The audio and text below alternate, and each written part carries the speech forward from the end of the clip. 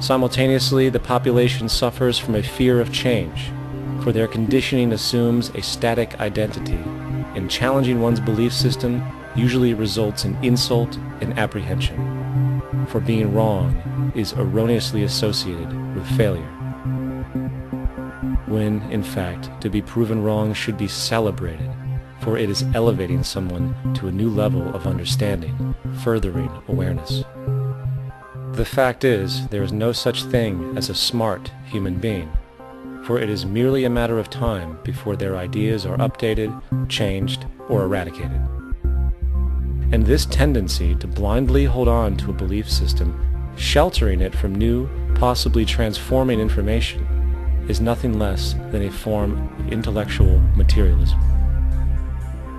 The monetary system perpetuates this materialism not only by its self-preserving structures, but also through the countless number of people who have been conditioned into blindly and thoughtlessly upholding these structures, therefore becoming self-appointed guardians of the status quo. Sheep, which no longer need a sheepdog to control them, for they control each other by ostracizing those who step out of the norm. This tendency to resist change and uphold existing institutions for the sake of identity, comfort, power, and profit is completely unsustainable and will only produce further imbalance, fragmentation, distortion, and invariably, destruction. It's time to change. From hunters and gatherers to the agricultural revolution to the industrial revolution, the pattern is clear. It is time for a new social system which reflects the understandings we have today. The monetary system is a product of a period of time where scarcity was a reality. Now, with the age of technology, it is no longer relevant to society.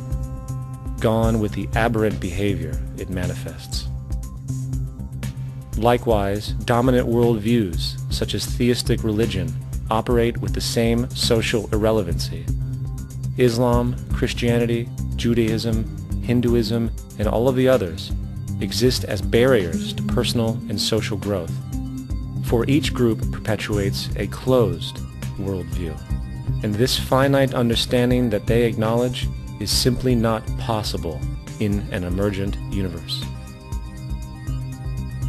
Yet, religion has succeeded in shutting down the awareness of this emergence by instilling the psychological distortion of faith upon its followers, where logic and new information is rejected in favor of traditionalized, outdated beliefs. The concept of God is really a method of accounting for the nature of things. In the early days, people didn't know enough about how things formed, how nature worked, so they invented their own little stories. And they made God in their own image. A guy that gets angry. When people don't behave right, he creates floods and earthquakes. They say it's an act of God. A cursory glance at the suppressed history of religion reveals that even the foundational myths themselves are emergent culminations, developed through influence over time. For example, a cardinal doctrine of the Christian faith is the death and resurrection of Christ. This notion is so important that the Bible itself states, "And if Christ be not risen, then is our preaching vain, and your faith is also vain." Yet it is very difficult to take this account literally, for not only is there no primary source denoting this supernatural event in secular history, awareness of the enormous number of pre-Christian saviors who also died and were resurrected immediately puts the story in mythological territory by association. Early church figures such as Tertullian went to great lengths to break these associations, even claiming that the devil caused the similarities to occur, stating in the 2nd century, "The devil, whose business is to pervert the truth, mimics the exact circumstance of the divine sacraments. He baptizes his believers and promises forgiveness of sins. He celebrates the oblation of bread and brings in the symbol of the resurrection. Let us therefore acknowledge the craftiness of the devil, who copied certain things of those that be divine." What is truly sad, however, is that when we cease the idea that the stories from Christianity, Judaism, Islam, and all the others, are literal history, and accept them for what they really are, which are purely allegorical expressions derived from many faiths, we see that all religions share a common thread, and it is this unifying imperative that needs to be recognized and appreciated. Religious belief has caused more fragmentation and conflict than any other ideology.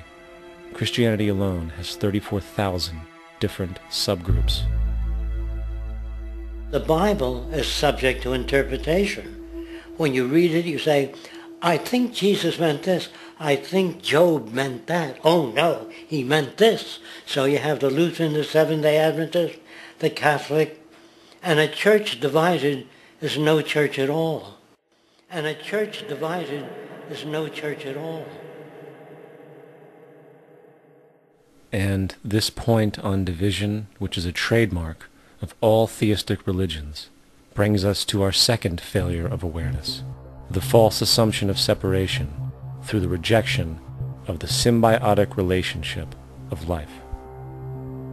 Apart from the understanding that all natural systems are emergent, where all notions of reality will be constantly developed, altered, and even eradicated, we must also understand that all systems are, in fact, invented fragments, merely for the sake of conversation. For there is no such thing as independence in nature.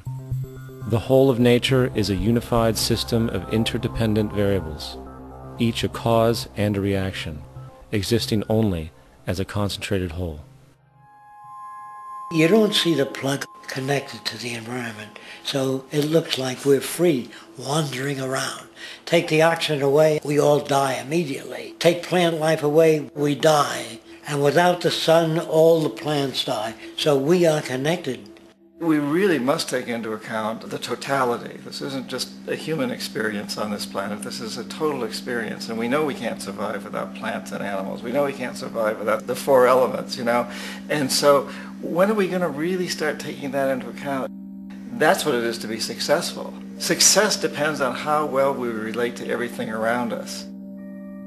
I'm very aware of the fact that my grandson cannot possibly hope to inherit a sustainable, peaceful, stable, socially just world unless every child today growing up in Ethiopia, in Indonesia, in Bolivia, in Palestine, in Israel also has that same expectation. You got to take care of the whole community or you're going to have serious problems.